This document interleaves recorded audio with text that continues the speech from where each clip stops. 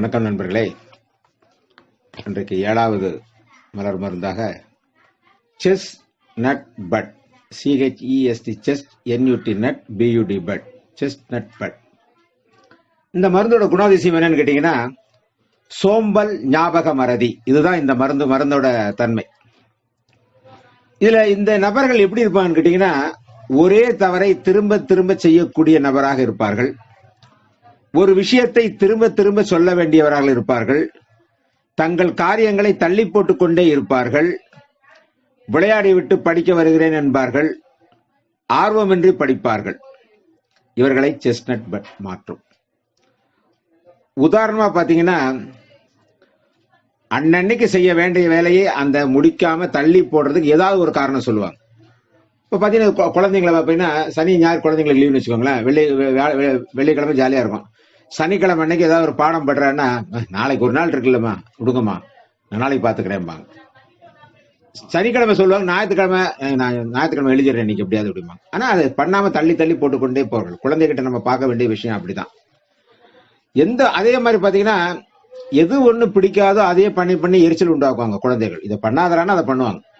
அதனாலதான் நம்ம எப்பவுமே சொல்லுவோம், குழந்தைகள்கிட்ட பழகும் போது நேர்மறை எண்ணங்களோடு பழக வேண்டும். எதிர்மறை எண்ணங்களோடு அந்த குழந்தைங்களுக்கு சொன்னா அந்த குழந்தைகள் என்ன கேட்டீங்கன்னா, அதே மாதிரி அதைத்தான் செய்ய ஆரம்பிக்கும். அதனாலதான் அதை நாங்க முக்கியமாக சொல்லுவோம். இந்த செஸ்னட் பட்டை பொறுத்தவரையிலே பல விஷயங்களில் பல அனுபவங்கள் எங்களுக்கு கிடைச்சிருக்கு. யார் ஒருத்தர் ஒரு வேலையை ஏண்டா செய்யல அப்படின்னு கேட்டா ஏதாவது ஒரு காரணம் சொல்றாருன்னா அவன் செஸ்னட் பட்டு தான். சோம்பல், ஞாபக மறதி. கடைக்கு போவான், 10 சாமான் வாங்கிட்டு சொல்லி அனுப்புவோம், 5 தான் வாங்கிட்டு வருவான். என்னன்னு கேட்டா, ஆமா மறந்துட்டேன் அப்படின்பான். நான் சொல்றது வயதானவர்கள், என்ன மாதிரி வயதானவர்கள் இல்ல, சின்ன வயசு குழந்தைங்களே மறதி, ஞாபக மறதி வரும். சோம்பல், காலையில 5 மணிக்கு எழுந்து படுற அப்படின்னா 5 மணிக்கா அப்படிம்பா, சோம்பல். இது ரெண்டுமே குழந்தைகளை ரொம்பவும் பண்ணக்கூடிய ஒரு விஷயம்.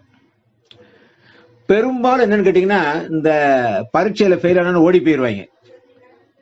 ஏன் ஓடி போறான்னு கேட்டீங்கன்னா, அவன் அந்த மார்க் வாங்கியிருக்க மாட்டான், பாஸ் ஆகிருக்க மாட்டான், அதுக்கு பயந்து ஓடி போறவன்ல இருப்பாங்க. அதே மாதிரி மார்க் கம்மியா வரும்னு தெரிஞ்சாலும் ஓடி போயிடுவான்.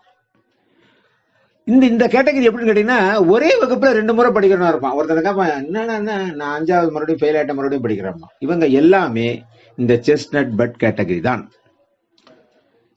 அது மட்டுமல்லாமல் மன வளர்ச்சி குன்றிய குழந்தைகளுக்கு செஸ்னட் பட் அற்புதமாக வேலை செய்யும். மென்டலி டிசார்டர் குழந்தைன்னு சொல்லுவாங்க. அந்த குழந்தைகளுக்கு நாங்க கொடுத்தே பார்த்திருக்கோம். எங்க ஏரியாலே ஒரு மன வளர்ச்சி குன்றிய இது இருக்கு. அவங்களுக்கு அந்த மருந்துகளை கொடுக்க சொன்னா அந்த குழந்தைகள் நல்ல இம்ப்ரூவ்மெண்ட் இருக்கு அப்படின்றத அவங்க சொன்னாங்க. அதனால மன வளர்ச்சி குன்றிய குழந்தைகளுக்கு செஸ்னட் பட் அற்புதமாக வேலை செய்யும். ஒப்பிடுதல் என்னன்னு கேட்டீங்கன்னா, ஹனி சக்கிள் அப்படிங்கிற மருந்து. ஹனி சக்கிள் எப்படின்னு கேட்டீங்கன்னா, கடந்த காலத்தை நடந்த தவறுகளை நினைத்து வருந்துவது. எப்படி கேட்டீங்கன்னா, நான் அந்த காலத்துல BE மட்டும் படிச்சிருந்தேன்னா இந்நேரம் எங்கேயோ போயிருப்பேன். கடந்த காலத்துல பண்ண தப்பு, கடந்த காலத்துல ஒரு வியாபாரம் பண்ணல, அந்த வியாபாரம் பண்ண போயிருப்பேன். அந்த மாதிரி கடந்த காலத்தை நினைப்பவர்கள் ஹனி சக்கிள். ஒப்பிடுதல் இதுக்கு அதுதான். செஸ்னட் பட் அற்புதமாக மாற்றும். சோம்பல், ஞாபகம் மறதி அற்புதமாக்கும். நன்றி, வணக்கம்.